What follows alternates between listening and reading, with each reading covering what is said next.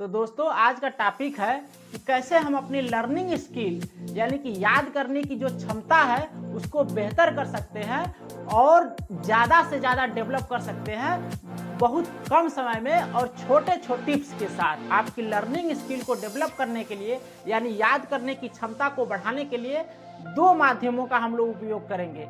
एक तो वैज्ञानिक माध्यम और दूसरा है आध्यात्मिक माध्यम। तो देखिए करना क्या होगा कि जब भी आप पढ़ने बैठ रहे हैं तो उस समय सबसे पहले आप अपना हाथ पैर मुंह धो करके फ्रेश माइंड से बैठिए, पूरी तैयारी के साथ बैठिए कि मुझे पढ़ने बैठना है और इस सब्जेक्ट को टारगेट करके बैठिए कि इस सब्जेक्ट को हमें पढ़ना है, चाहे वो मुझे आए या न आए।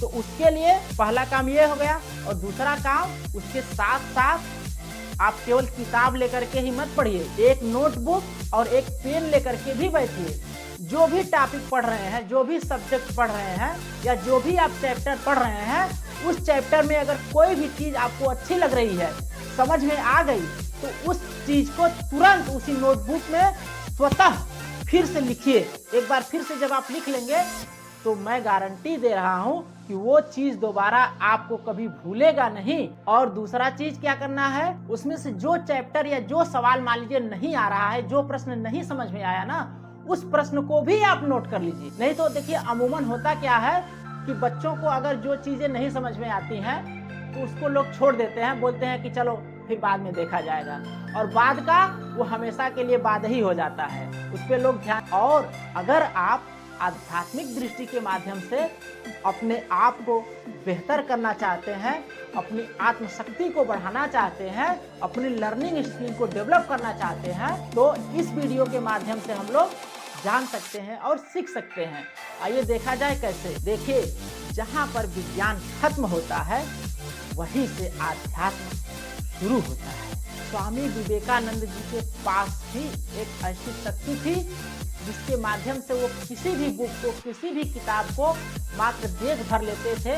केवल एक बार में देख लिया, उसके सारे चैप्टर और सारे लेसन उनको याद हो जाते थे। इस तरह की अद्भुत शक्तियां थी उनके अंदर। स्वामी विवेकानंद ने खुद बताया है उन सब चीजों को कि किस तरह से हम उसका प्रयोग करके उसको उपयोग में ला सकते हैं। अगर आप अपनी आत्मिक शक्ति को डेवलप करना चाहते हैं तो सबसे पहला काम आपको ध्यान करना होगा, योग करना होगा, प्राणायाम करना होगा। न ज्यादा से ज्यादा के लिए केवल 10 मिनट निकाल करके देखिए, न परिवर्तन आ गया तो बताइएगा। स्वामी विवेकानंद ने खुद कहा है कि ध्यान के माध्यम से हमारे अंदर आत्मिक ऊर्जा का संचार होता है, जो हमारे आत्मिक विकास के लिए आवश्यक है, जिसके माध्यम से हम संतुलन, शांति और हर प्रकार की सफलता प्राप्त कर सकते हैं। शिक्षा का उद्देश्य केवल परीक्षा को पास करना नहीं है, शिक्षा का उद्देश्य है अपने जीवन को बेहतर बनाने के लिए हमेशा ज्ञान अर्जित करते रहना।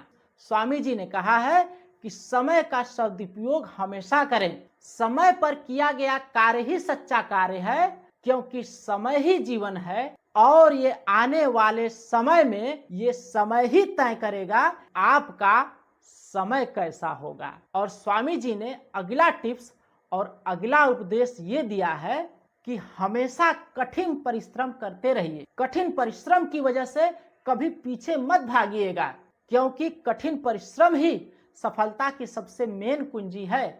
इस पर स्वामी जी ने खुद कहा है, उठो, जागो और तब तक मत रुको जब तक आप अपने लक्ष्य को प्राप्त नहीं कर ले। तो दोस्तों, इस माध्यम से हम अपनी लर्निंग स्किल तो क्या यानी याद करने की क्षमता ही नहीं, हम अपने जीवन में हर प्रकार की सफलता को प्राप्त कर सकते हैं और अपने अंदर असीम ऊर्जा का संचार कर लेंगे। तो दोस्त, अगर ये वीडियो और जानकारी सही लगी, अच्छी लगी, तो प्लीज चैनल को लाइक कर लीजिए, सब्सक्राइब कर लीजिए, ताकि हमारा और आपका जुड़ाव बना रहे।